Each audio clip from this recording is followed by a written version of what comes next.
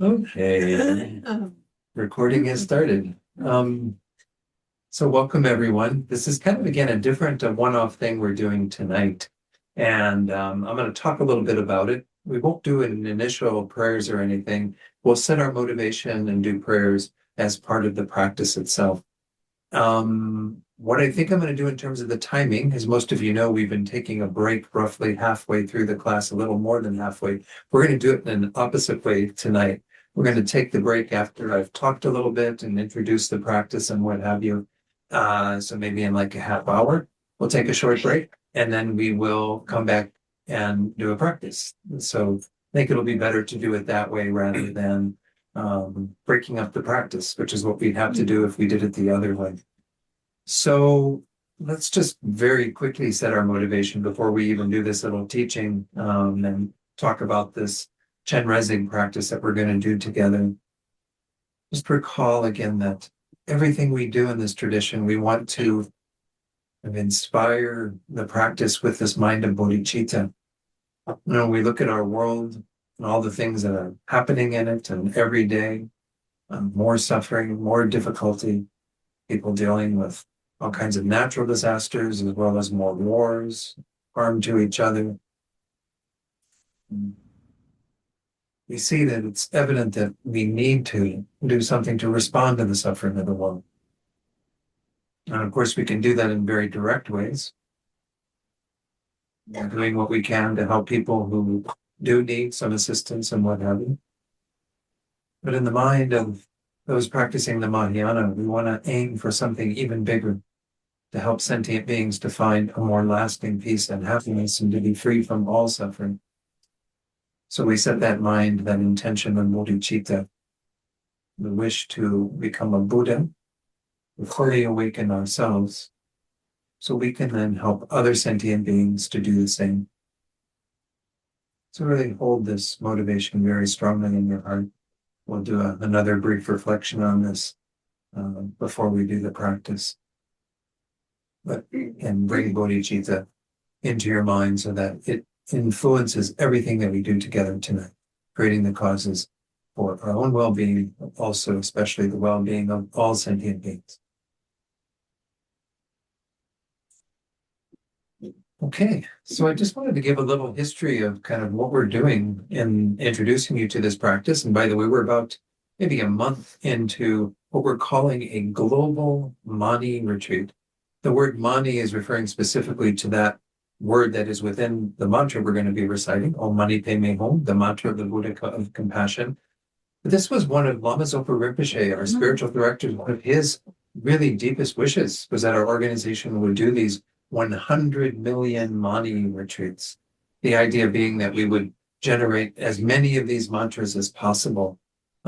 This mantra is, of course, all around the whole topic of compassion. It's based on visualizing the Buddha of compassion. The Sanskrit word for that is Avalokiteshvara. In Tibetan, it's Chenrezig.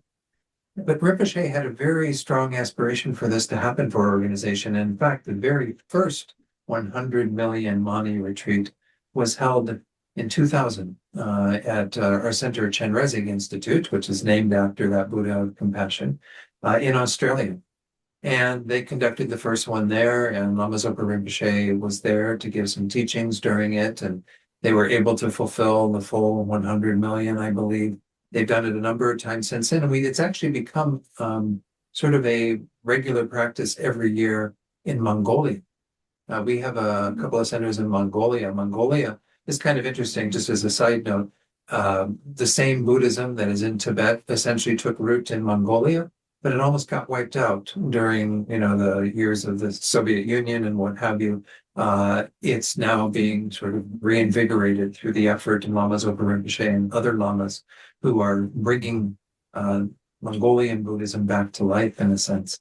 So just know that again, we're sort of part of an aspiration, a wish that Lama Zopa Rinpoche had that has been around for quite some time. As most of you know, Lama Zopa Rinpoche passed away just about a little over 3 years ago now. Kind of showed that aspect of leaving this life, and we're waiting for his reincarnation to be identified, making strong prayers for that. And part of our motivation in doing this practice tonight is to create the causes and conditions for that.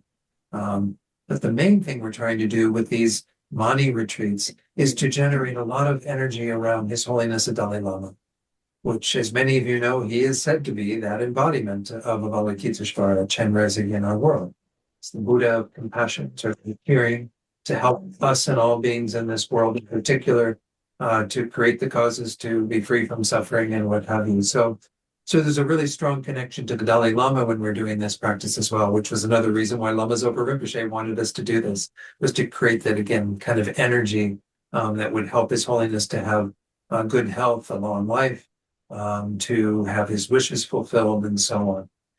So this retreat idea of doing this as a global retreat, this is kind of new. We've done them as sort of localized retreats, again, Mongolia and Australia. I don't know if there's ever been one in the US, but essentially this came up when a group of us, I say us because I was very peripherally involved, but nonetheless, I was at a few of the meetings when this was all devised.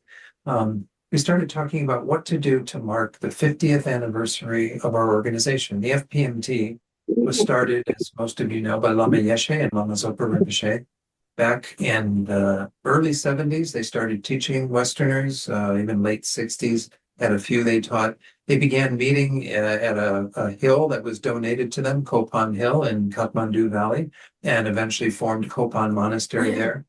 And the story goes that somewhere around 1975, after beginning to tour around the world and do all these sorts of things, Lama Yeshe said, we need an organization for this because it was very loosely organized and people were starting centers back after they'd come to Nepal and they were exposed to the Dharma, they'd go back to their home countries, and it was getting a little unwieldy already.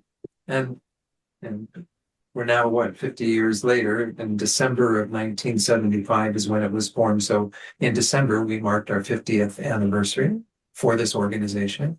And we didn't do anything that incredible to mark that, kind of kept it fairly low key. But as we started discussing it, this included myself as an education coordinator for our region. There's an education coordinator in Australia as well, but most of them were regional coordinators. They're the people who oversee parts of our organization around the world. They started getting together and talking about, well, what can we do to really do something special to mark this 50th anniversary? Create some good energy, especially around Rinpoche's return and what have you. And one of the members of this group, the woman who oversees our Southeast Asia group, Selena Fong, she said, let's do a Global Mani Retreat. And she gave us like a whole little slide presentation of how she envisioned it. They did do it as a sort of online effort back in 2023, but it was mainly the Mongolia group that was doing it, and they allowed online participation. So as we started putting the calendar together, we realized, well, if we're going to do this as an organization, let's create a nice window of time for everyone to be able to participate. So we chose two somewhat auspicious dates. May 17th is when we began this, again, about a month ago. And that is the start of the month of Sakadawa. Sakadawa itself is the full moon day of that month. We celebrated that, commemorated that on May 31st. And that's when I led a session of this in Santa Fe at our center down there. But there have been these other, organized online events going on since May 17th. We had our opening event with the abbot of Kopan Monastery and Venerable Roger, who was Lama Zopa Rinpoche's right-hand person for decades. And so that was held, and a number of these additional sessions have been held. So we're being encouraged, certainly, to do these as much as we can within our own individual regions, as well as for individuals to do it. You can do this practice on your own. And we'll make sure that we have the link that's sent out to where you can access all of that. Essentially, if you go to FPMT's website, maybe I can go ahead and pull that up by getting this on the screen. This is a little video I'm going to share in a moment. But FPMT, most of you know, it stands for Foundation for the Preservation of the Mahayana Tradition. If you go there and you simply put in a search for, well, it's right there on the front page. You click on that, it goes to a page, and there's all sorts of information here about the, you can have as a link to the Facebook group where you can join that group and get notifications of what's going on. The retreat's going to go on until the 1st of November, which is another big Buddha day in the calendar. It's what's called Labab Duchen, which commemorates the Buddha descending from the God realm of the 33. So essentially on that day, we're going to offer all of these mantras to His Holiness the Dalai Lama. This is a little poster that has many of the events that are happening, again, that have been organized globally. We're doing some of these more regionally. I might mention that on July 18th, I'm going to be leading one for the entire region. That's a Saturday afternoon. We'll make sure that word gets spread about that. But essentially, you can go here for these Mani resources, and you can find the retreat materials, which is essentially doing this, what's called a short retreat sadhana. And you can find it there in English. And so you can download this and work with it as a written document or a printed document, or you can just do it on your screen. But this is what we're going to be doing. We're not going to use this version. We put it into a nice PowerPoint presentation. But you can download it and work with it on your own. The one thing we're going to be talking about as we do this session is to keep track of your mantras, the malas of mantras that you recite, and you can report those. We'll make sure too that we get the address to report them. You can report them on a regular basis after every session you do, or report them at the end or in a couple of segments, whatever you want to do, whatever you're most comfortable with. I almost thought that I lost my list of my mantras I'd done earlier today, so it might be good to do them on a more regular basis so that you report them. Don't double report them. Don't, like, the second time report everything you did the first time plus what you did between those two times. Oh, it's raining. I was wondering what that noise was.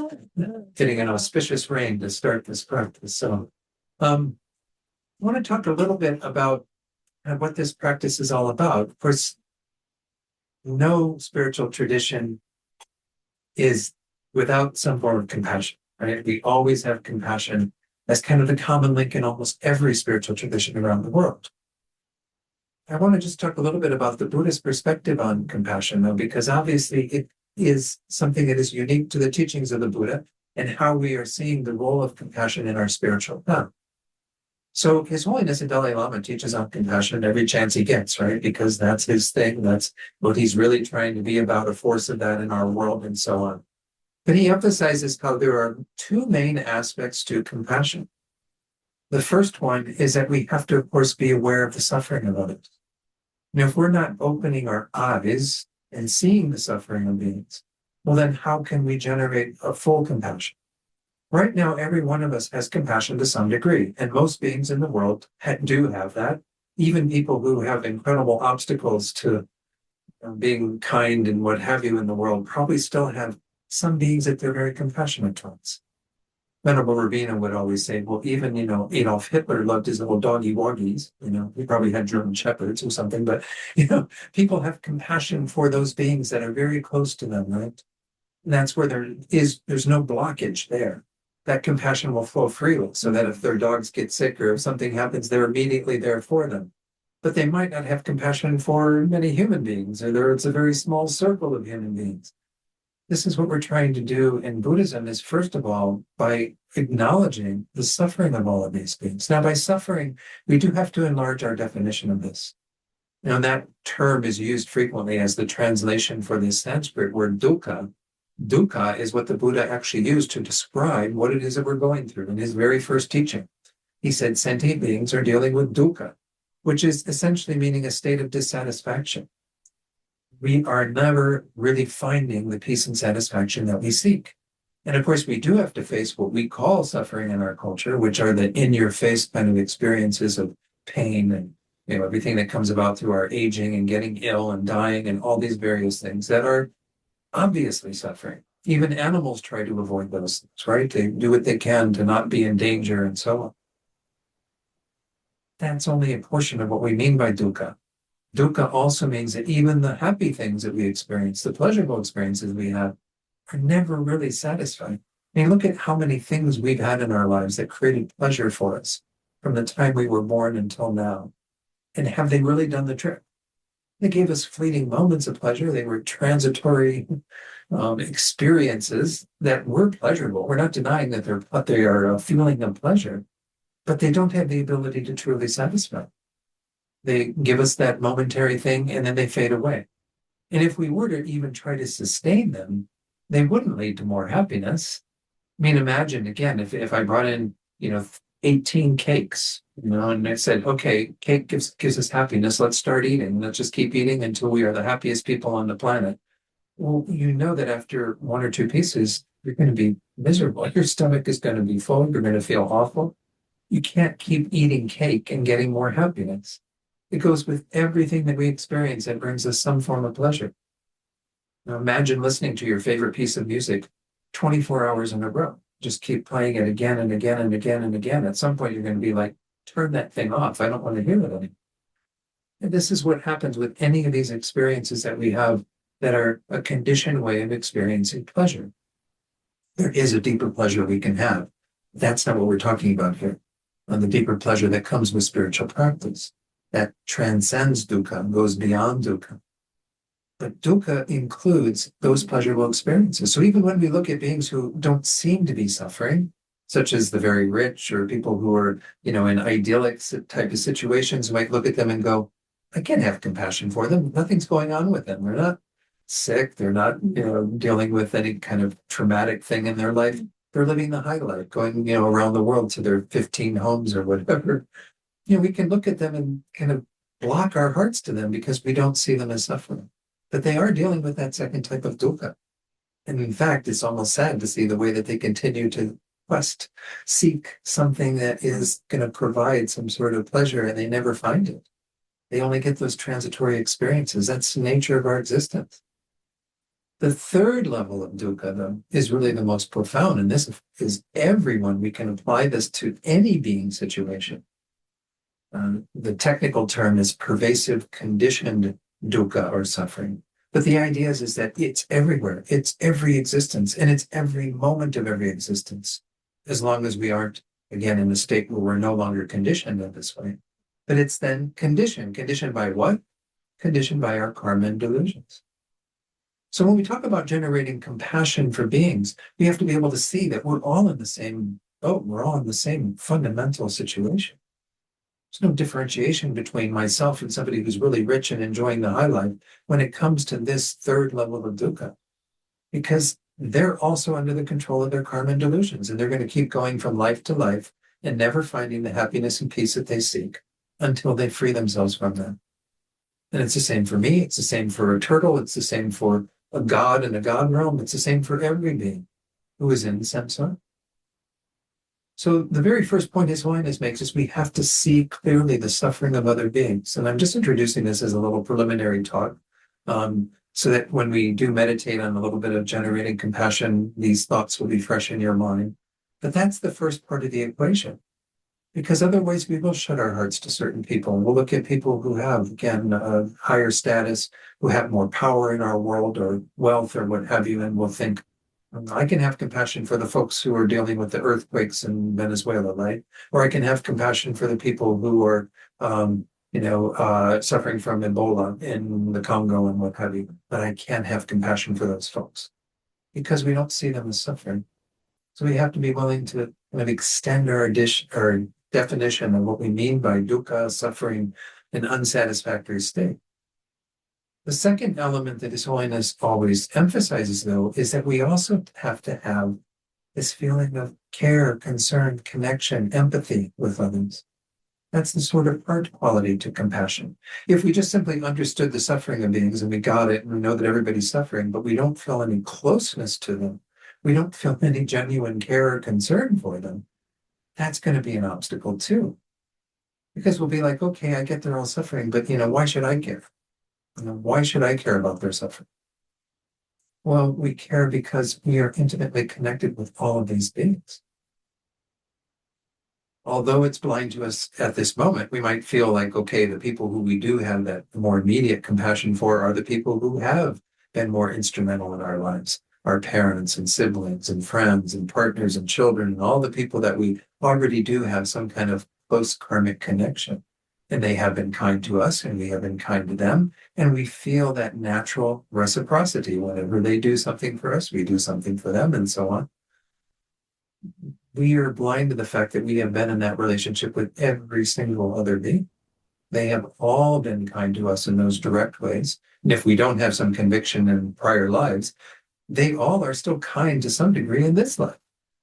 I think this was evident to most of us when we went through the pandemic. Maybe you were people who were on the front line doing a lot of things. Some of you may have been in that role. But a lot of us were sort of checking out of being out and about because they didn't want the virus to spread. So we quarantined at home and did all of this stuff. But we still needed to eat, and we still needed the power on, and we still needed, to go wherever we needed to go. All of that was through the kindness of beings that we do not even know, right? That are maybe in other parts of the world, even supplying food that we ended up benefiting from. We are connected to others in this web of interdependence that we can never extricate ourselves from completely and be able to live for some time without some contribution from others. But this is the world we live in. We benefit from those beings. So we should be able to see some level of kindness, even those people who might be difficult to us. We could see them as potentially being kind because, as Lama Zopa Rinpoche would often point out, we need those difficult people in our lives to advance our patience, our compassion, our care, to really challenge us. How open is our heart? Well, can we generate compassion for someone who's doing things in the world that we actually despise, that we think are horrible?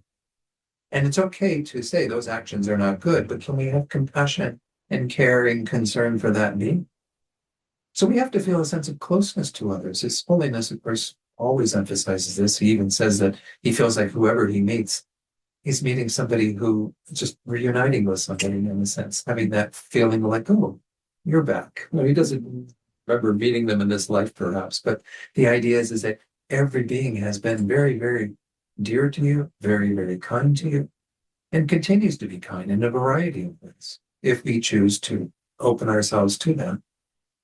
So this is kind of that heart dimension. You have to have the kind of wisdom dimension, which is clearly seeing the suffering of others, getting it, that every one of us is in the same predicament, and then uniting it with this really strong compassion, this really sincere connection to others and a wish to benefit them, because that's where bodhicitta comes from. We generated bodhicitta very briefly at the beginning of tonight. You cannot have it if you don't feel not just this immeasurable compassion that is including all beings, but even great compassion. Great compassion goes beyond wanting sentient beings to be free from suffering to say, I will do this for them. I will help them. I'll dedicate myself to freeing all beings from suffering. And to do that, you have to feel some kinship, some closeness to these beings. So we have to see where we're stuck and kind of keep working on expanding that, our hearts into these territories where we can be challenged, but we know we can do it. We can eventually have compassion for all beings. When we see His Holiness the Dalai Lama, we know that this is the case. He's never said anything negative or had any moment of anger, it seems, at least evident, towards people like, Mao Zedong, who was responsible for the annihilation of the monasteries and many people in Tibet and what have you, that forced the exodus from Tibet to India for His Holiness and so on. Yes, he's put down their actions and said these are not good things that they engaged in, and done what he can and what he could do to help the situation for Tibetans, but he's never had that kind of animosity towards the Chinese.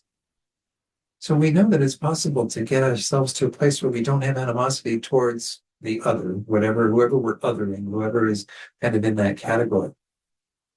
So anyway, I just wanted to talk a little bit about that because His Holiness, and I think this is mainly in his book called An Open Heart, where I'm drawing some of this from, where he really emphasizes that if we don't have both of those components, our compassion isn't really going to be complete. To see others as in the same predicament, and then also this feeling of empathy, closeness. Empathy is different from compassion because it's the ability to then feel the suffering that other beings going through. Compassion then is the wish for that to be gone, for that to be rid of. So I wanted to share with you before we take our little break. Most of you, I imagine a number of you have met Charak Lama. Charak Lama is this young Lama who was ordained for a while. Now he's had disrobed and he's actually got a wife. There is every intention and the paper and work to bring him into New Mexico to make him the resident teacher at our center in Santa Fe, which will mean you will all benefit from him being there because he'll come up here on Thursdays instead of me. So you'll get this amazing, wonderful teacher. But anyway, he did come up here for a visit when he was in town last year, I think it was. Yeah. February, March, something like that. So some of you have seen him before. So I'm going to share, he did one of the sessions that was on that blue sheet that said various sessions happening globally. He did one of them representing Laudo. He's from Laudo, which is in Nepal. which is this kind of the seat of Lama Zopa Rinpoche's reincarnation and so on. But anyway, his previous reincarnation. So he did a session and he talked a little bit about this practice, and he also talked a little bit about the mantra that we're going to be reciting, which most of you have heard. What I need to do is make sure I share the sound, otherwise you're not going to hear it.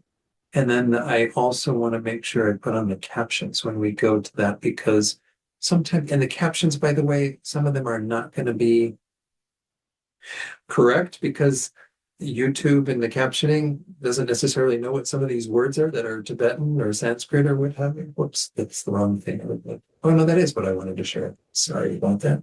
Let me go back and share that again. Okay, because that's just had a different thing on screen. Here. Okay, so let me make the caption on, and let me make this bigger. There might be a little thing in the beginning where he's coming in and where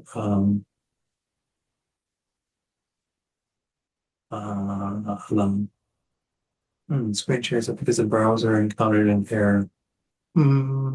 This worked just fine when we did it down in Santa Fe, so I'm not sure. Let me try going out of that and coming back in. It's only about an 8-10 minute thing, so I've got a little time here to let me go completely out of this and then start over again, and I'll just pull up that video, pull up history, and it should be there, but it's not there. Okay. Put the closed caption on, and then let me try sharing again. We'll see if I can get it to share this time.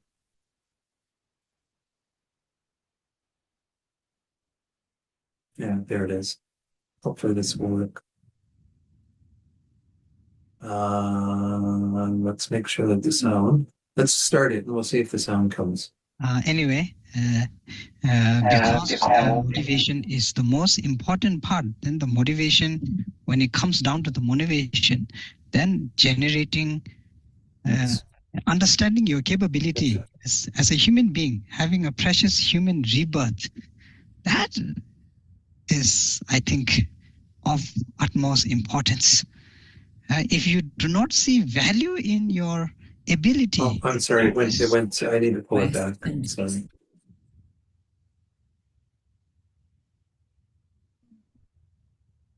There we go. For some reason, it jumped in. This is Frances. She's in. She's our Nepal coordinator.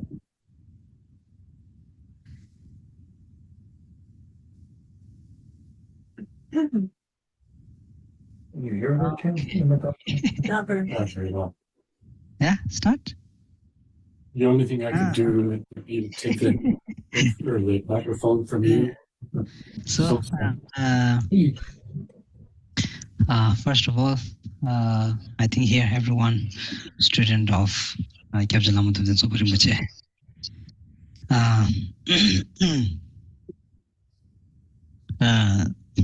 Coming out of the TV, isn't it? One of the main visions, Rinpoche's vision, to spread compassion in the world.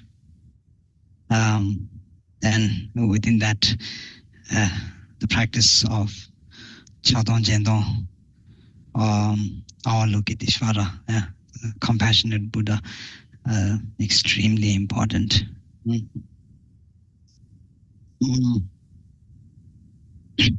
So, yeah, without what we say, without bodhicitta,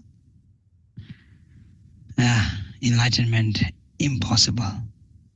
And because it's impossible, therefore, the practice of bodhicitta become very, very, very important, I think. So anyway, Avalokiteshvara, what we say, observes, the observer of what we call the one who's looking, everything. Then Tishvara means a noble being. Noble being, noble, the concept of noble comes from the concept of enlightenment. We like to use lots of different kinds of titles, but true title is in the noble. True title is in the action. Then the representation of the method. We say wisdom and method. The combination of wisdom and method. This one, the what we say, the appearance or the what we say, the representation of the method compassion only comes through Chenrezig, through the compassionate Buddha. The development of the compassion only come from what is the supreme emotion. Sim is the mind, Kepa means to generate, so the generation of the mind.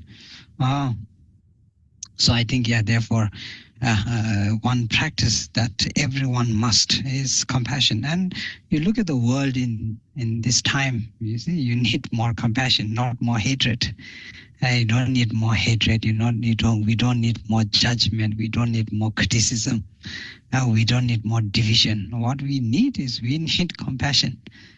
Then even in the practice, whether it be practice for oneself or others, I think compassion extremely, extremely important. So what we all need in our life is compassion, bodhicitta, and through that, then the practice of the what you say, great compassion, our Lokiteshvara starts. So we recite Om Mani Padme Hum. The Om, is supposed to purify the body, speech, and the mind. Lunga Yusum, Lu is the body, Na is the speech and the mind. Om, the word Om. Actually, the word Om, in short, represents the 84,000 teachings itself. Then, in short, I mean, in long, in vast, it represents the 84,000 teachings. But in short, then it's utilized to purify the body, speech, and mind, especially the Om within the, what we say, the Mani, Om Mani Padme Hum, within the mantra of the Chenrezig. Avalokiteshvara represents the purifying of the body, speech, and mind.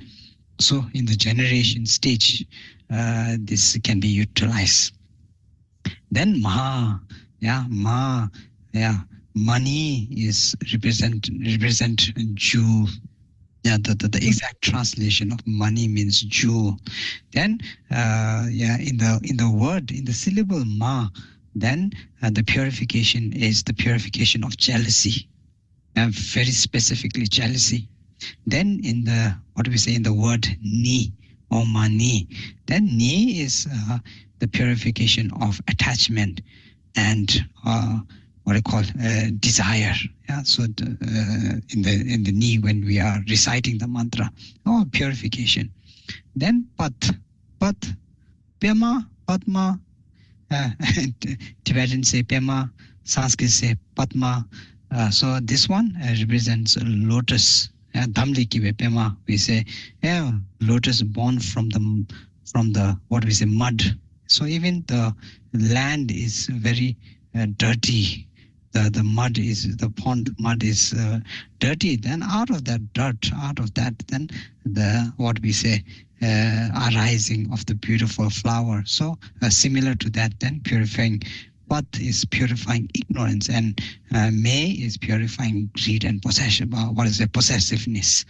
Then Hung is purification of hatred and what we say, purification of hatred, and then what is transforming that all of this into wisdom is Hung. So in the word Hung, then is the unity. We cannot differentiate between wisdom and method. So anyway, this is general. And this, I think, every time we are praying, we are reciting mantra, we are reciting all of this, it's very important to be able to contemplate. Just reciting by mouth and no contemplation, no integration, then there's not so much of a difference. So anyway, this is important. So that's generally what the mantras come out, right, as jewel. Then within the concept of the jewel, money, there's compassion, and bodhicitta. Then within the Padme lotus, then wisdom realizing the true nature of emptiness. Then in the Hum, then the inseparability of those two. Yeah, the inseparable union of the wisdom and the method. So that is I think main importance when you are reciting the mantra. Then what compassion is utilized is compassion is utilized to transformation. What compassion utilized to transform is utilized to transform the mind. Yeah. So why practice Chenrezig? And Chenrezig, yeah, was a compassion. By practicing this, then transform what do we say? Anger and cultivate patience. Yeah.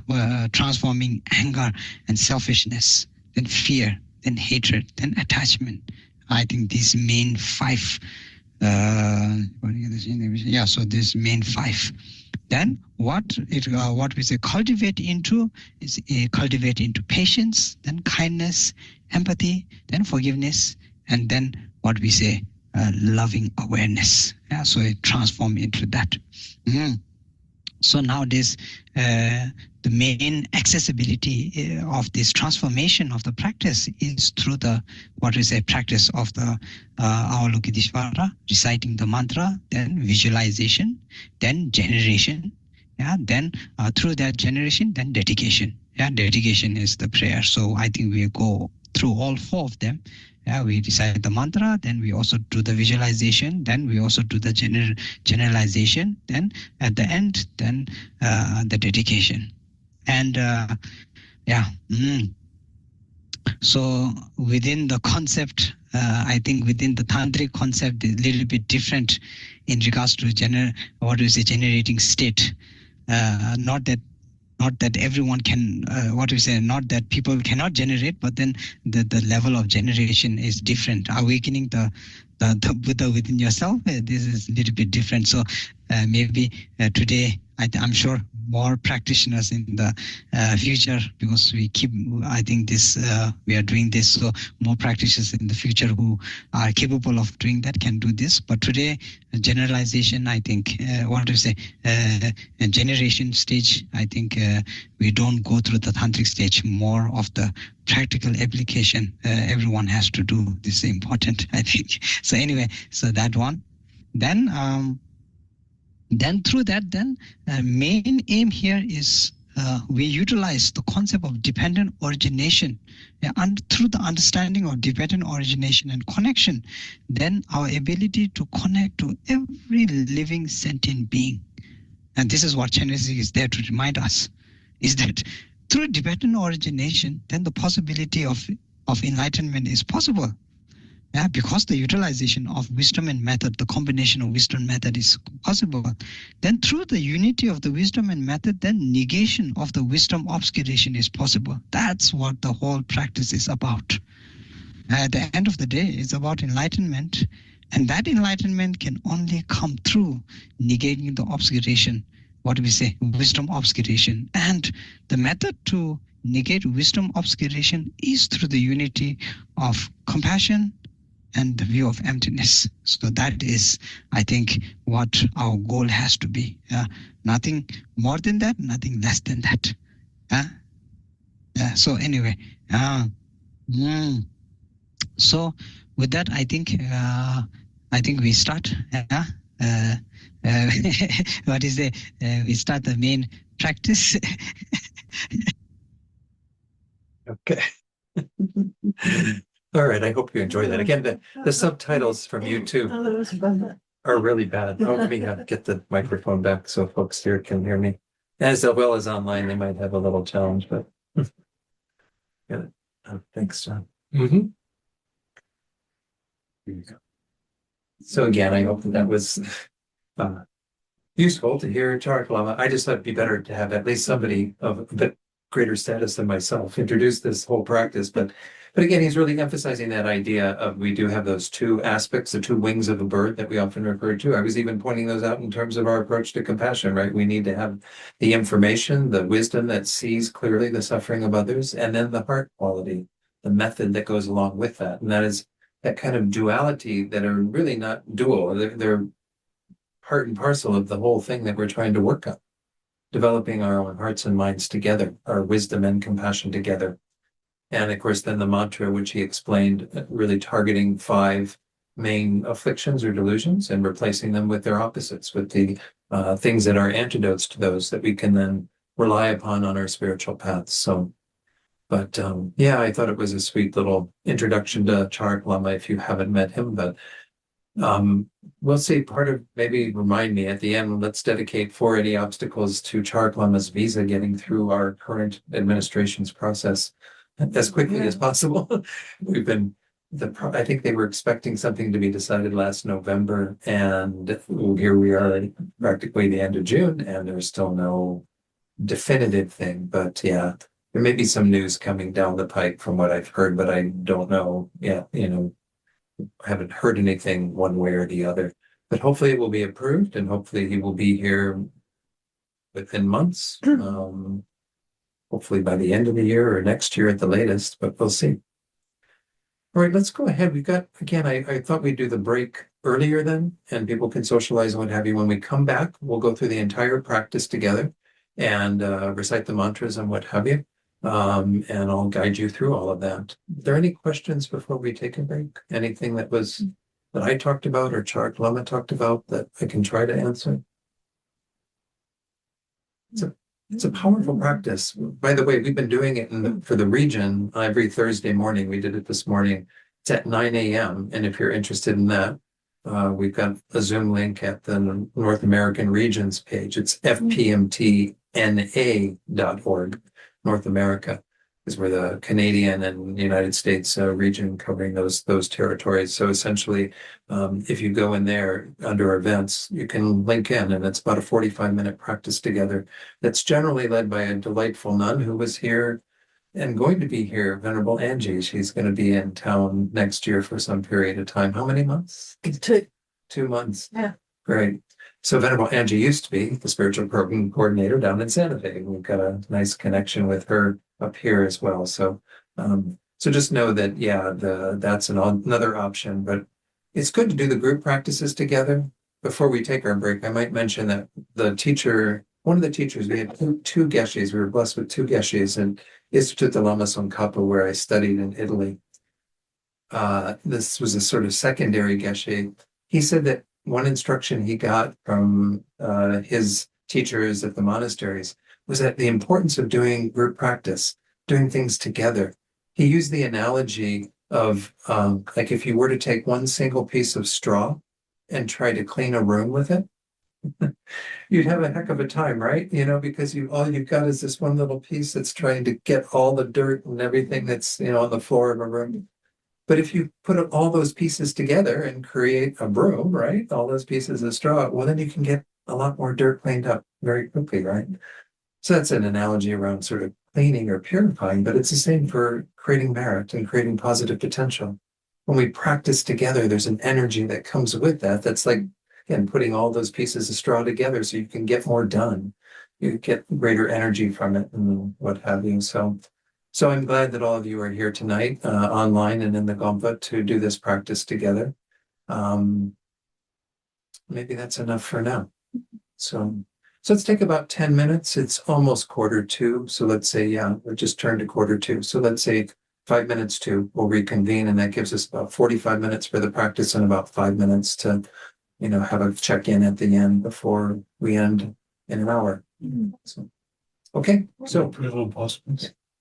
All right, so we're going to pause the recording and everyone come back in 10 minutes. So, all right, so let's go ahead and pull up the practice and begin this with just spending a minute or two kind of reflecting on this idea of compassion that we're working with.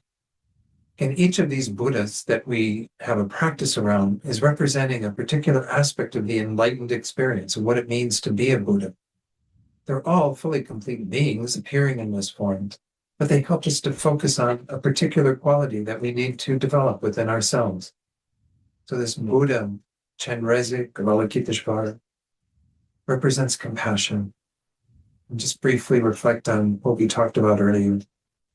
A deep understanding of the vastness of suffering in this world, of dukkha. All these beings dealing with this situation that is unsatisfactory.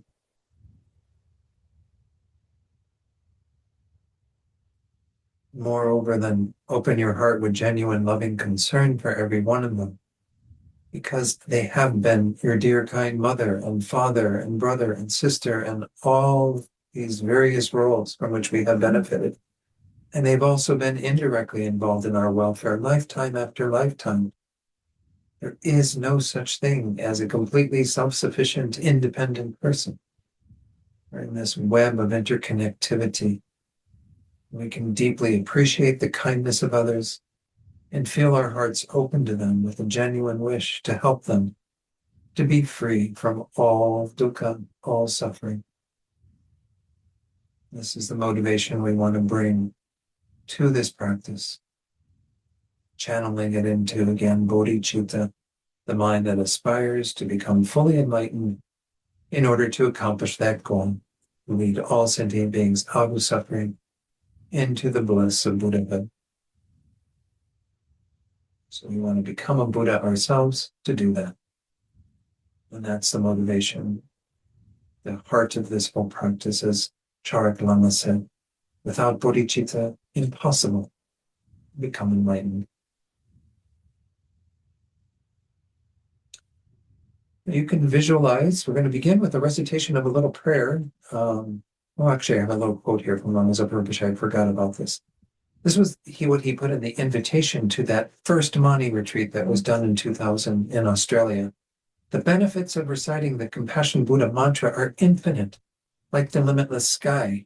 Even if you don't have much intellectual understanding of Dharma, even if the only thing you know is Om Mani Padme Hum, still the happiest life is one lived with an attitude freed of, again, these 8 worldly concerns, our attachment to this life. If you live your life with that pure attitude, free of attachment, clinging to this life, and spend your life just chanting Om Mani Padme Hum, this 6-syllable mantra that is the essence of all Dharma, that's the purest Dharma, just to use this life meaningfully. Again, recalling our bodhicitta motivation, we're going to engage in this initial practice that was recommended by one of the geshes when they did the other online retreat out of Mongolia a few years back. It's got a little prayer called Calling the Guru from Afar. So many of us do have gurus, but if you don't, you can certainly think about His Holiness or whoever. You can visualize them appearing in the space above you, or you can simply visualize the Chenrezig, that Buddha of compassion that was on the previous these previous slides. You can visualize that being in the space above you, representing your gurus, all these amazing teachers. We're going to think about these beings and want them to come into this space to bless our minds and to give us the ability to actualize this level of compassion that we're meditating on. Guru, think of me. Guru, think of me. Guru, think of me. Magnificently glorious Guru, dispelling the darkness of ignorance. Magnificently glorious Guru, revealing the path of liberation. Magnificently glorious Guru, liberating from the waters of samsara. Magnificently glorious Guru, eliminating the diseases of the 5 poisons. Magnificently glorious Guru, the wish-granting jewel. I beseech you, please bless me. Magnificently glorious Guru, please bless me to remember impermanence and death from my heart. Magnificently glorious Guru, please bless me to generate the thought of no need in my mind. Magnificently glorious Guru, please bless me to abide one-pointedly in practice in isolated places. Magnificently glorious Guru, please bless me to not have any hindrances to my practice. Magnificently glorious Guru, please bless me to realize without error the view of the fundamental nature of reality. Magnificently glorious Guru, please bless me so that all bad conditions appear as a support.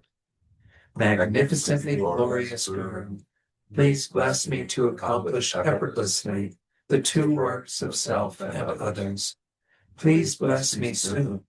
Please bless me very soon. Please bless me on this very cushion. Please bless me in this very session. May I not give rise to heresy for even a second in regard to the actions of the glorious Guru. May I see whatever actions are done as pure. With this devotion, may I receive the Guru's blessings in my heart. Now we'll recite this following verse, meditating that the Guru who we were visualizing on our crown, either the being that we do have that connection with, or Avalokiteshvara Chenrezig, that Buddha of compassion, kind of dissolves from top to bottom, just like kind of mist on a mirror that all, as it's drying, kind of collects towards the center. We can visualize that the Gurus kind of move towards the center, all of their being, and this brilliant white light that's at their heart center then descends down and enters into our being, blessing our body, speech, and mind as we recite this. Magnificent and precious root Guru, please abide on the lotus seat at my heart. Guide me with your great kindness and grant me the realizations of your holy body, speech, and mind. So really feel the blessings of your Guru or Gurus, whoever the beings that we have that are guiding us on our path. Even if we have not yet identified them and met with them, they are there. They are there and wanting to do everything possible to help us. So really receive their blessings with great gratitude. Blessing your body, speech, and mind. So now we engage in the actual practice, the sadhana of the Compassion Buddha, Arya Chenrezig. Again, there was some talk from Charak Lama about the tantric perspective of this. Essentially, we're going to do this with purely a front generation. In Tantra, you're trying to visualize yourself as that Buddha, but you have to have the proper empowerments to do that. And since we don't know who has what, we're just going to do the front generation. So with firm concentration, visualize either above your head or in the space in front of you, your most kind root Guru, the essence of all the Buddhas, in the divine form of thousand-armed Chenrezig, who is the embodiment of the infinite Buddha's compassion. So again, whatever you're most comfortable with, in front of you as a kind of a true front generation, but it can also be on the crown of your head, facing the same direction as you. The most important thing, as I describe the various elements of this Buddha, is to have the conviction that without a doubt, this being is here, ready to help you, to bless you, to increase your own practice to generate compassion in the same way that this Buddha represents the compassion of all the Buddhas. Thousand-armed Chenrezig stands on a lotus and moon seat. His body is in the nature of white light. He's youthful and adorned with magnificent jewel ornaments. He has 11 faces. His central face, the first level, is white, the right green, and the left red. Above those, his central face is green, the right red, and the left white. Above these, his central face is red, the right is white, and the left is green. And above those is the dark blue face in wrathful aspect with orange hair standing erect. This is Mahakala, the wrathful aspect of Chenrezig. And on the very top is the red face of Guru Amitabha Buddha in that's peaceful and smiling aspect. That's the Guru of Chenrezig. So again, don't worry if you can't get all the detail. Just feel the conviction that you're in the presence of this being, manifesting all the compassion of all the Buddhas for your benefit and the benefit of all beings. Now bring to mind a very strong sense of refuge and bodhicitta as we recite the prayer that we often recite before teachings here, just with a slightly different third line there. We're going to do this first time in English, and then we'll do it twice, chanting the Tibetan. I take refuge until I am enlightened in the Buddha, the Dharma, and Supreme Suffering. By my merits of generosity and so forth, may I become a Buddha to benefit transmigratory beings. Sangye chodam soke chodnamba Jangchu bardu dagni kapsuchi Dagi jenso gipe soknam gi Dola penchir sangye duparsho Sangye chodam soke chodnamba Jangchu bardu dagni kapsuchi Dagi Jinso Gipe Soknamge Dola Penche Sangye Druparsho. With the thought desiring to liberate transmigratory beings, I always take refuge in the Buddha, Dharma, and Sangha until the heart of enlightenment is achieved. With perseverance, acting with wisdom, compassion, and loving kindness in front of the Buddhas for the benefit of sentient beings, I generate the thought of full enlightenment. With the thought desiring to liberate transmigratory beings, I always take refuge in the Buddha, Dharma, and Sangha until the heart of enlightenment is achieved. With perseverance, acting with wisdom, compassion, and loving kindness in front of the Buddhas for the benefit of sentient beings, I generate the thought of full enlightenment. With the thought desiring to liberate transmigratory beings, I always take refuge in the Buddha, Dharma, and Sangha until the heart of enlightenment is achieved. With perseverance, acting with wisdom, compassion, and loving kindness in front of the Buddhas for the benefit of sentient beings, I generate the thought of full enlightenment. We're going to meditate briefly on the four immeasurable thoughts to increase the power of those in our mind that really kind of moisten this mind of bodhicitta. So let's first recite this and just briefly reflect on this idea of equanimity, ourselves and all beings being free from these biases of attachment to friends, animosity, hatred towards enemies, and then the indifference towards strangers even. How wonderful it would be if all sentient beings were to abide in equanimity, free from the closeness of attachment and the distance of hatred. May they abide in equanimity. I myself will cause them to abide in equanimity. Please, Guru Deity, bless me to be able to do this. So each of them end that way. Reflect on this thought for all beings to have that immeasurable thought, and then feel the blessings of Guru Chenrezig descending down into you. Help you to actualize that, to place all beings in that state.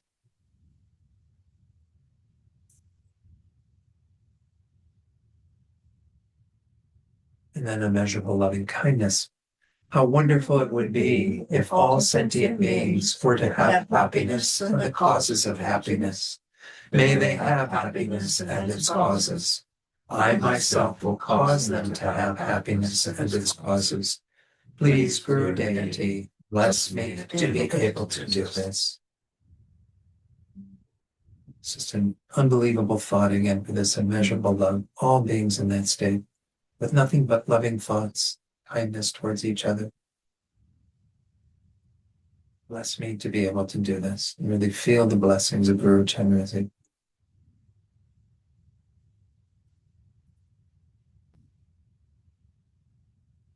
And then immeasurable compassion itself. How wonderful it would be if all sentient beings were free from suffering and the causes of suffering. May they be free from suffering and its causes. I myself will cause them to be free from suffering and its causes.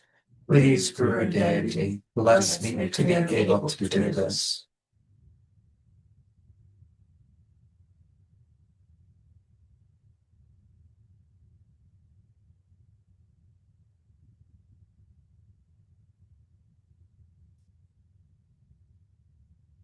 And finally, immeasurable joy. How wonderful it would be if all sentient beings were never separated from the happiness of higher rebirth and liberation. May we never be separated from these. I myself will cause them never to be separated from these. Please, Guru Deity, bless me to be able to do this. Are you feeling this sort of sympathetic joy with all beings, imagining them all in this state, complete happiness, no suffering? The immense joy that we would have, that being the case for every single sentient being, without exception.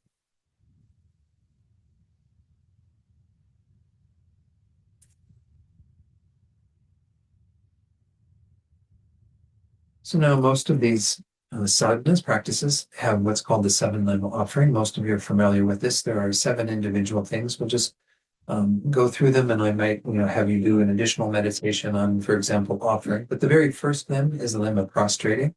You can imagine countless versions of yourself prostrating, paying homage to this Buddha of compassion, your guru, in that form. I prostrate to the holy body of Supreme Arya, the great compassionate one. We'll go on to the limb of offering. There's a wonderful picture. Venerable Angie did all these initial slides. I've kind of modified them a little bit, but nonetheless, she's greatly indebted to her. She found this wonderful picture of some offerings placed on an altar. We want to visualize as many offerings, pure offerings, that we can, multiplying them, increasing them in the sky. Think that they're received by Guru Chenrezig and all the Buddhas and Bodhisattvas, all our gurus. And they experience incredible great bliss. So let's recite that with those thoughts. I present clouds of every type of offering, both actually arranged and mentally emanated. Can especially give away the things that you're quite attached to. That's a practice of releasing our own attachment to them and offering them freely to all beings to enjoy.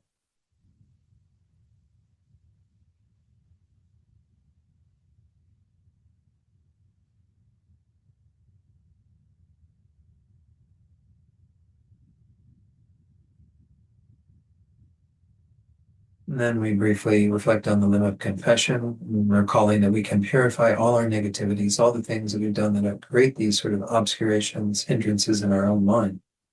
So we bring those to mind as best as we can, and we think we're confessing them, wanting to be free of them, and that in and of itself becomes an antidote to those afflictions or those negative actions, and we make some sort of commitment to not do them again. I confess all my negative actions and downfalls collected from beginningless time. Really feel the purification from Guru Chenrezig, removing, uprooting all of these negative things that we've done through the force of our ignorance, attachment, anger, and so on.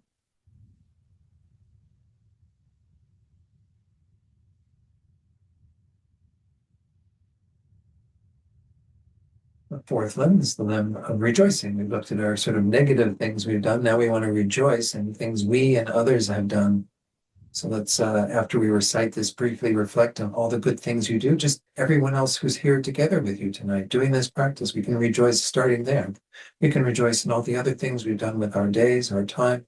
Rejoice in what you know of that others are doing, especially our teachers, gurus, those beings who are doing amazing work in the world that the multitude of ways, benefiting other sentient beings through their compassionate words and deeds. I rejoice in the virtues of ordinary beings and artists. So again, start with ordinary beings and eventually go on to those who are more realized.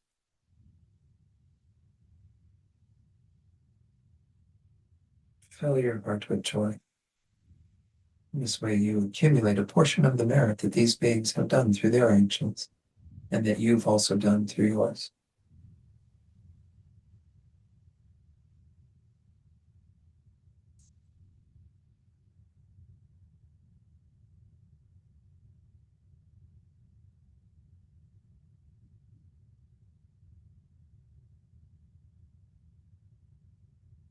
And we have 2 limbs of requesting. The first one is the limb of requesting the gurus, the holy beings, to remain. And so we can visualize offering a throne to them, a beautiful throne that's golden with jewels embedded in it and held aloft by 8 snow lions, 2 snow lions at each corner. And think that as we offer many of these thrones, they all absorb into the throne that is beneath Guru Chenrezig. So let's recite that with our sincere wish that the Buddhas, these holy beings, continue to abide. Please remain until the end of cyclic existence. Feel that the gurus, the holy beings, have accepted our request. Thrones again merge into their own, and they will continue to be in this world, in all worlds, to help sentient beings like ourselves. The second request is for these beings to not just be here, but to turn the wheel of Dharma, to teachings that will benefit us and others. Here we can visualize this Dharma chakra that's on the screen there. This is a one version of it. It's with 8 spokes. They say ideally you want to do 1,000 spokes, which is kind of hard to imagine, but Avalokiteshvara, Chenrezig has 1,000 hands, so it's essentially that type of image. But this represents the turning of the wheel of Dharma. We're making a sincere request that these beings continue to share these teachings so we and others can find liberation and eventually enlightenment.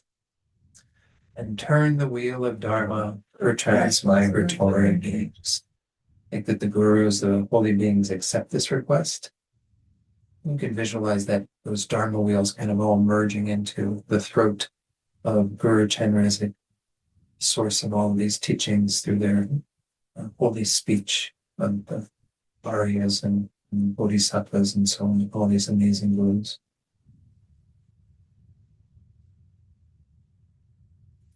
And lastly, the limb of dedication, where we dedicate all of the merits that we just accumulated, as well as all the merits we and others have accumulated for the great enlightenment, the enlightenment of all beings. I dedicate my own and others' virtues to great enlightenment. And really feel like you're sealing these merits so that they can continue to bring forth amazing results, both temporally and ultimately for all beings. Now we're going to do a mandala offering, and I put the Tibetan on there, but I think we'll just recite in English because it's a little quicker that way. There's a few verses, a few screens that follow after this, so you can keep your mandala mudra if you want to, be offering the mandala in that way. This ground, anointed with perfume, strewn with flowers, adorned with Mount Meru, the 4 continents, the sun and the moon. I imagine this as a Buddha land and offer it. May all transmigratory beings enjoy this pure land. Whoops, sorry. Hit it again. The objects of my attachment, anger, and ignorance, friends, enemies, strangers, body, and resources, without any sense of loss, I offer them. Please accept them well, and please bless me to be spontaneously free from the 3 poisons. May the lives of the glorious gurus be long and stable. May all beings equally the extent of space have happiness. May I and others without exception accumulate merit and purify obscurations. And may we be blessed to quickly attain Buddhahood. Idam Guru Ratna Mandalakam Niryataya. So think that we're sending out this vast pure offering. And then again, it's received by Guru Chenrezig, all the holy beings. Experience great bliss and shower down a rain of blessings upon us and all beings. Now we do a little requesting prayer before we do the actual mantra recitation. And so we'll do this verse that is a requesting prayer to Arya Chenrezig, this holy being that we've been visualizing. O Arya compassionate High One, who is the treasure of compassion, I request you, please listen to me. Please guide myself, mothers and fathers, in all 6 realms to be free quickly from the great ocean of samsara. I request that the vast and profound, peerless awakening mind may grow.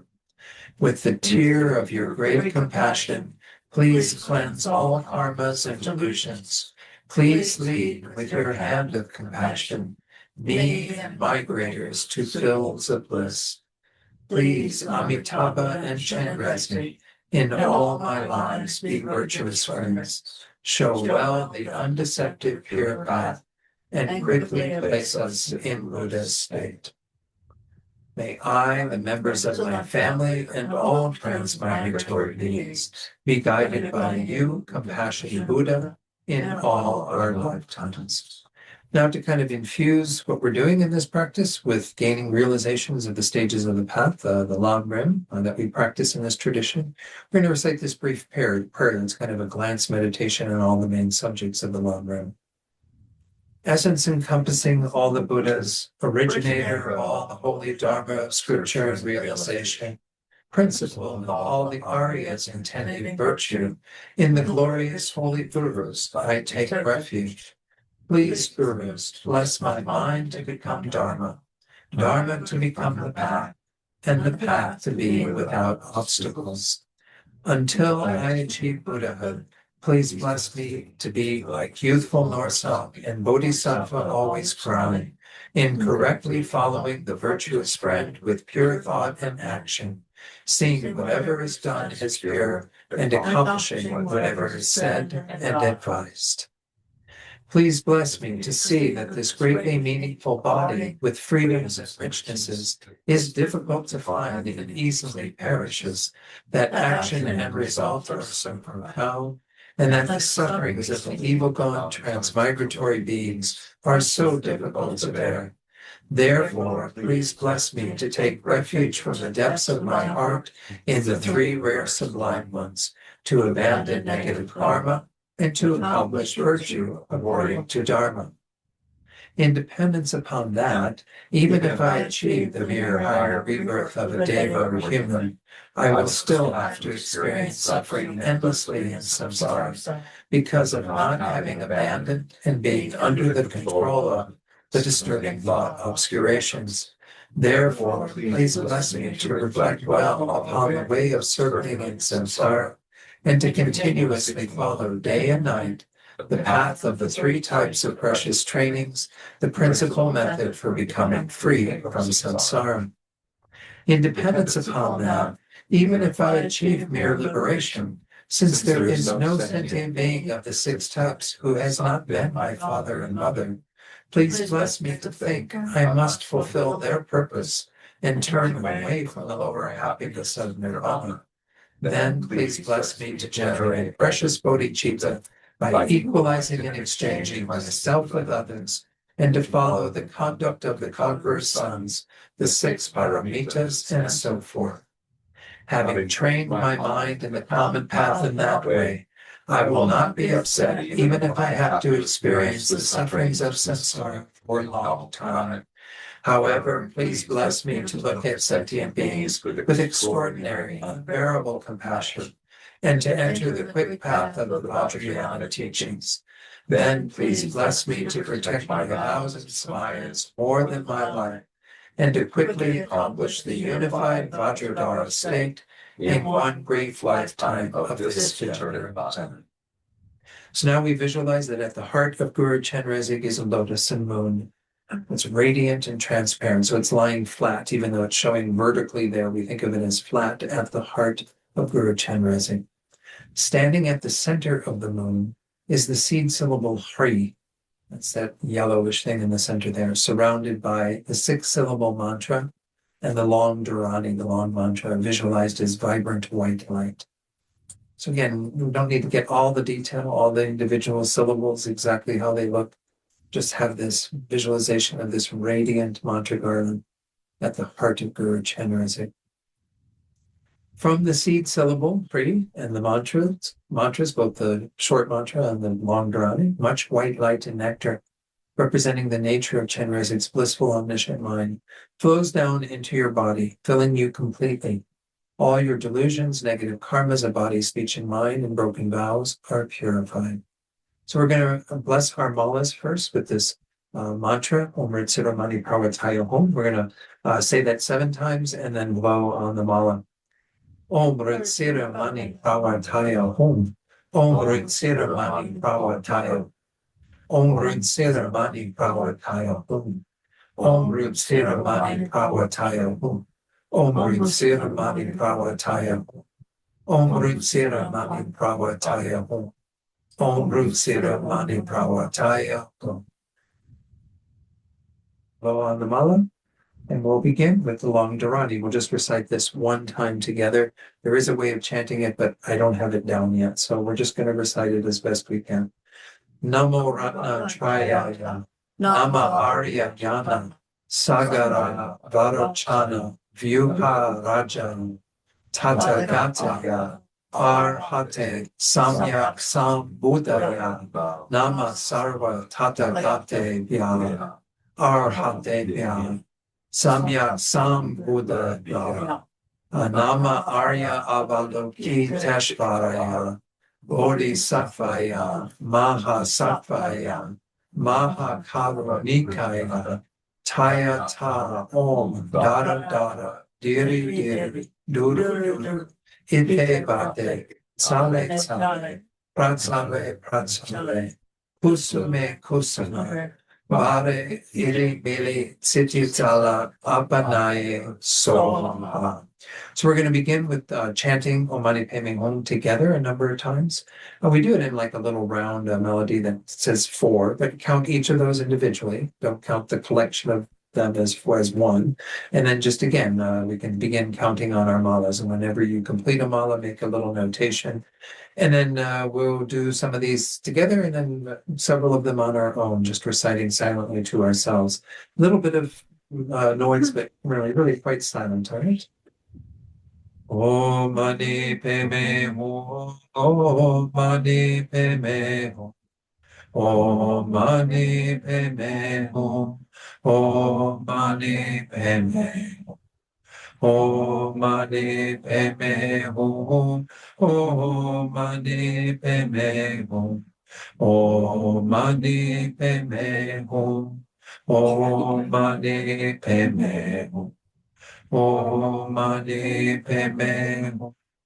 Om Mani Padme Hum, Om Mani Padme Hum, Om Mani Padme Hum, Om Mani Padme Hum, Om Mani Padme Hum, Om Mani Padme Hum, Om Mani Padme Hum, Om Mani Padme Hum, Om Mani Padme Hum, Om Mani Padme Hum, Om Mani Padme Hum, Om Mani Padme Hum, Om Mani Padme Hum, Om Mani Padme Hum, Om Mani Padme Hum.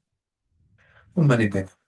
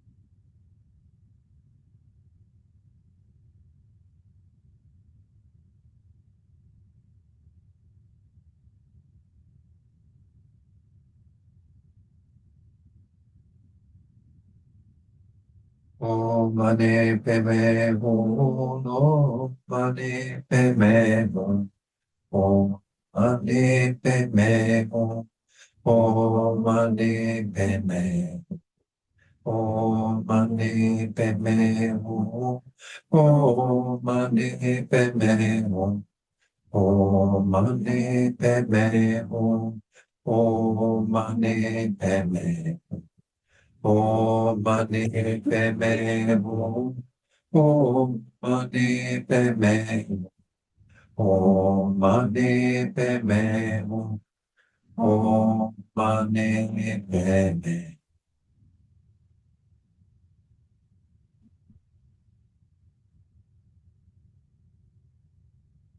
Now, it's recommended by Rinpoche that we recite these Sanskrit vowels, Sanskrit consonants in this art mantra of dependent relation 3 times each to kind of increase the power of what we recited.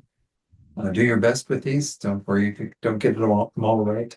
Om, e, ri, li, li, o, swaha. Om, e, ri, li, li, o, swaha. Om, e, ri, li, o, swaha. Om Kakagana Satsa Jajana Prana Dradana Tata Dadana Papa Babama Yara Lava Shasha Sahakya Swaha Om Kakagana Satsa Jajana Prana Dradana Tata Dadana Papa Babama Yara Lawa Shasahakya Swaha Om Kaka Gangana Sansa Jajana Patra Dadana Pata Dadana Pamba Babama Yara Lawa Shasahakya Swaha Om Ye Dharma Hetu Prabhava Etam Tekan Tata Gato Havade Tekan Sayo Nirodha Eva Badi Maha Shramana Ye Swaha Om Ye Dharma Hetu Prabhava Etam Tekan Tata Gato Havade Tekan Sayo Nirodha Eva Badi Maha Shramana Ye Swaha Om Ye Dharma Hetu Prabhava Hetan Tekan Tata Gato Havade Tekan Zayo Nirodha Evam Badi Mama Shramana Ye Swaha. Now visualize the Guru Chenrezig absorbs into you and you transform into white blissful light. Think that your body, speech, and mind become one with Guru Chenrezig's holy body, speech, and mind. So again, feel the Guru Chenrezig dissolving from top and bottom again to the center of his heart, this white light that descends down and becomes one with your entire essence. You become white, blissful light with purified, holy body, speech, and mind, just like Guru Chenrezig. And we're going to do the prayer for his the swift return of Rinpoche, everything to be auspicious for his reincarnation, to be identified unmistakably, and so on. This is a prayer that His Holiness composed for us to use for this particular result. Peerless teacher and assembly of the children of the victorious ones, Shravakas and Pradeka Buddhas, victorious Losang, father and sons, along with the lineage masters, all the objects of refuge of infinite lands, please bestow the virtue and goodness of accomplishing this rare here and now. Holding and spreading the Buddha's precious and complete teachings, through explanation and practice, you were the armor of patience that is never discouraged. Incomparable Venerable Guru, to you I make request. While striving single-pointedly for the sake of the victorious one's teachings, the sole gateway through which all benefit and happiness emerge, and from other living beings who suddenly departed to peace, what a great loss. Nevertheless, through the undeceiving truth of the blessings of the ocean of the three jewels, and the great waves of bodhicitta of the children of the victorious ones, may the smile of reincarnation swiftly beam in glory for fortunate disciples. And we'll do the prayer for actualizing bodhicitta. Let's do this in English as well. May the precious supreme bodhicitta not yet born arise, may have arisen not to climb, but increase more and more. Then for His Holiness's long life, incomparably kind and supreme Tenzin Gyatso, source of every single benefit and happiness in this world, the wish-granting, wish-fulfilling jewel, may you have a long life and all your holy wishes be spontaneously fulfilled. Then for His Holiness's wishes to be fulfilled, Savior of the land of Zen teachings and transmigratory beings, who extensively clarifies the path that unifies emptiness and compassion, to the lotus holder, Tenzin Gyatso, I beseech, may all your holy wishes be spontaneously fulfilled.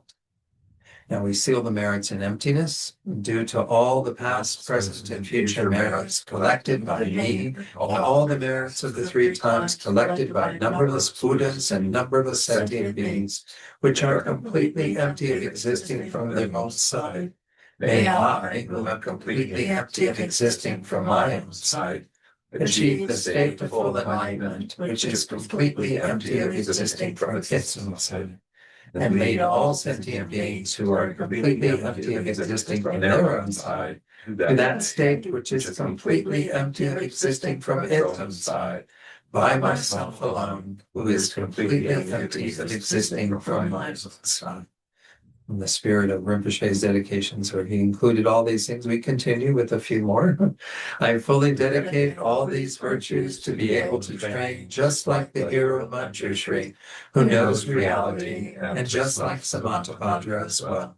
I fully dedicate all my roots and virtue with the dedication praised as the best by all of the gone beyond victorious ones of the 3 times in order to have good conduct.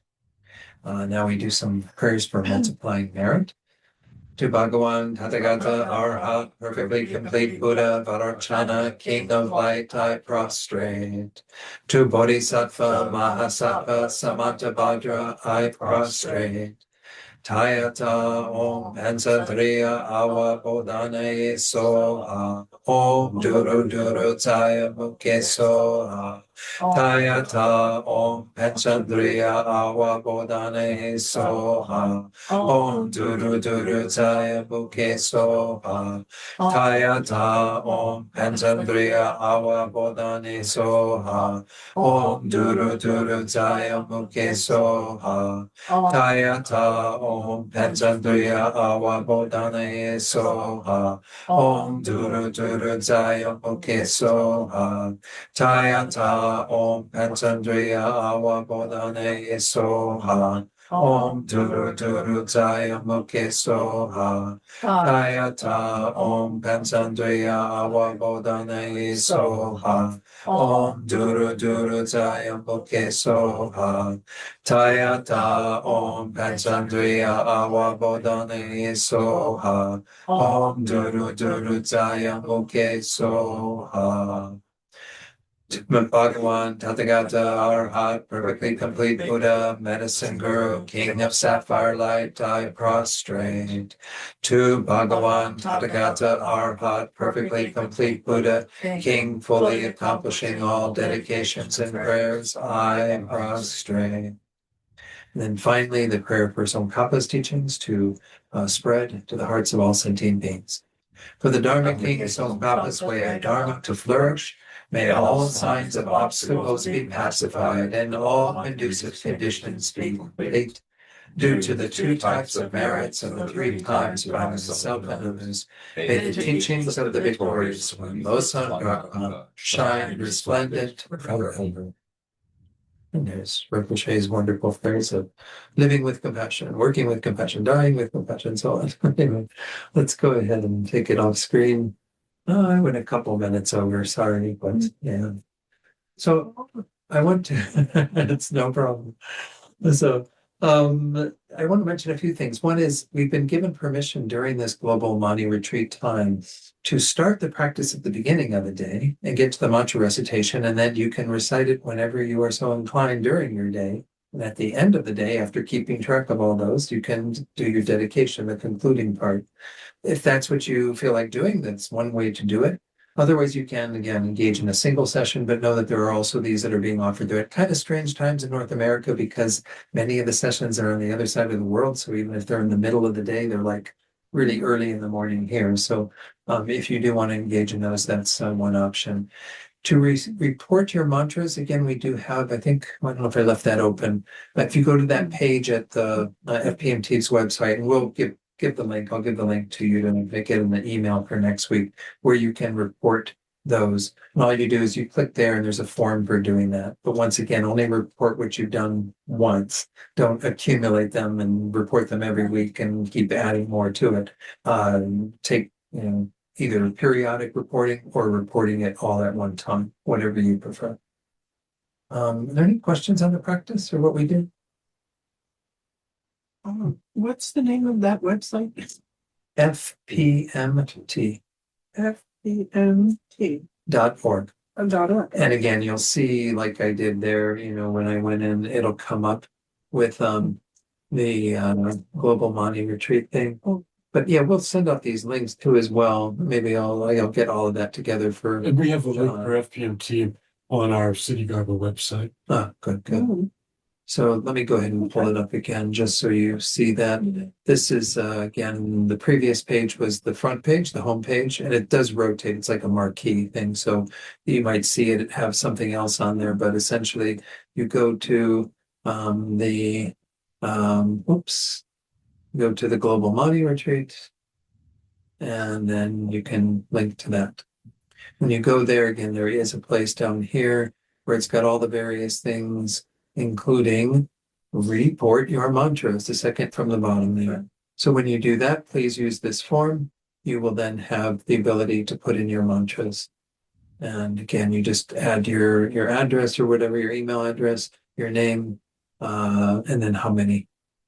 And again, the idea is if you have a mala that's more or less than 108, then you might, change it. But you're supposed to, again, put in how many malas. So if your mala was a 21 bead mala, well, then you need to divide the number that you did by 108 and report that. It's good to maybe just report whole malas rather than like doing, I did 1.5 or 3.5 or something like that. I don't know. It's probably good to just, if you do get to the end of a session and you can finish off a mala, that's great. Or like what we did here, I can't tell where everybody else is at. I hadn't finished one and I thought I'd include them. But again, just report honestly and as best as you can the numbers that you've recited to the whole mala. Virtuously, enthusiastically.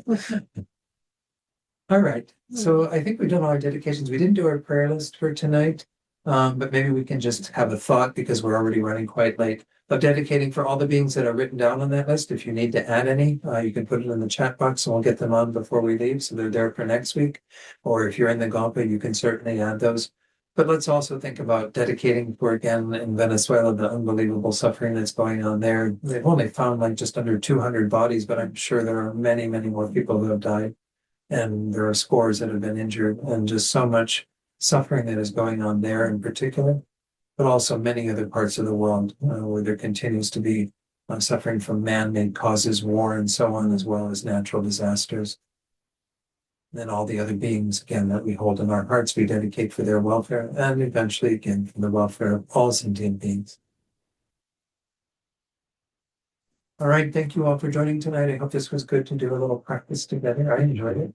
So, thank you, Beth. thank you all, everyone online. Appreciate you joining. And next week we start 37 practices of Bodhisattvas. So I hope you can join us for that. Again, if you go to City Garba's website, I can pull that up real quickly.